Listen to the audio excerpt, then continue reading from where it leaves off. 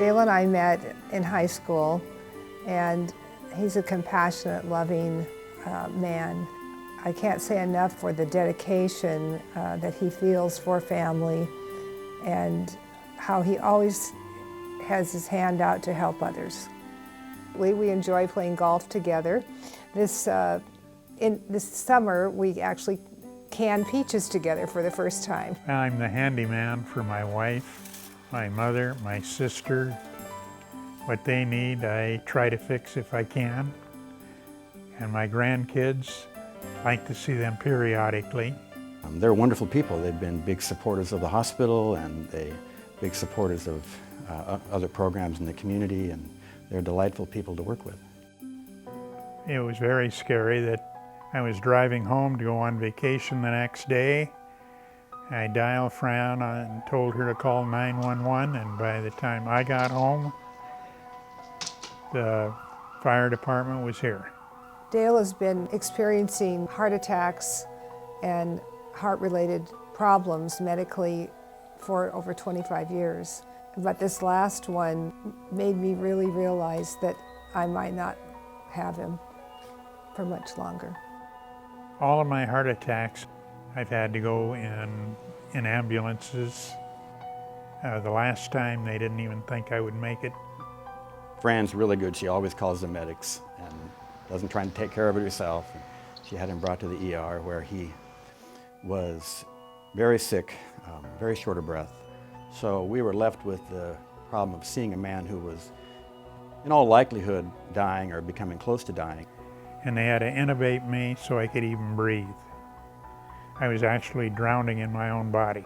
I had to be patient and have faith to wait outside the room because they said, we can't let you go in the room because we're trying to save his life.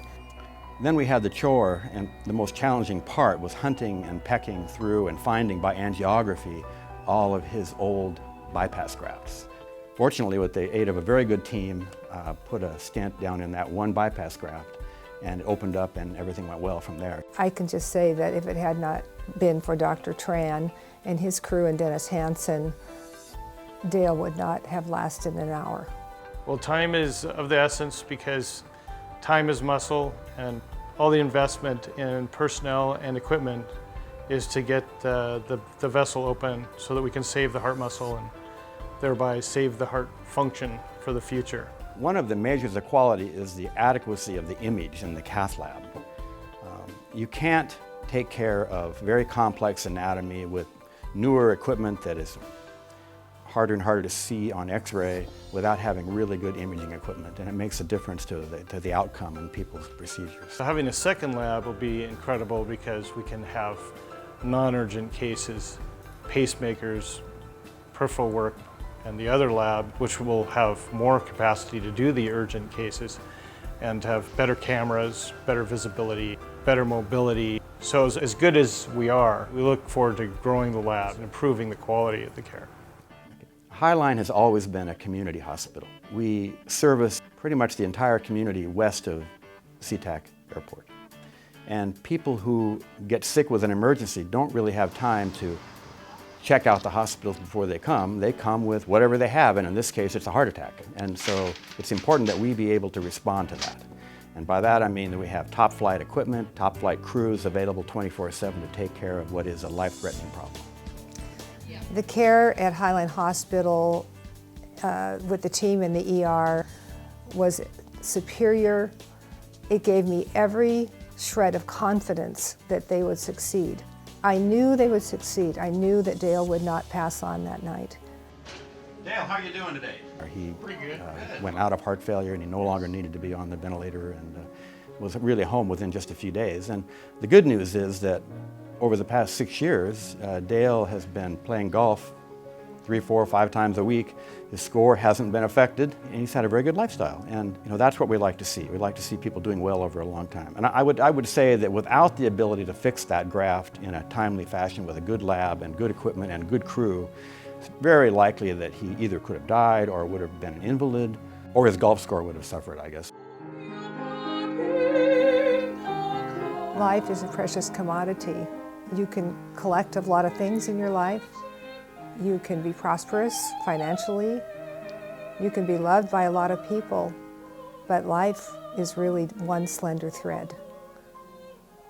And when you're in that position with your loved one, where he may live or he may die, you have to come to really respect your priorities. You have to come to a place deep within your soul that tells you what matters.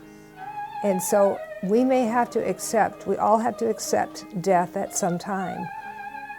But if we can avoid it and have many, many more shared experiences, and especially those with a growing family, those are precious things that money cannot buy. But your money could buy us a new state-of-the-art cath lab. Dr. Hansen and the team in the ER were very responsive. They had to comfort my wife because I was in very bad shape the last one. And with their help and Dr. Hansen's superior care, I'm here today.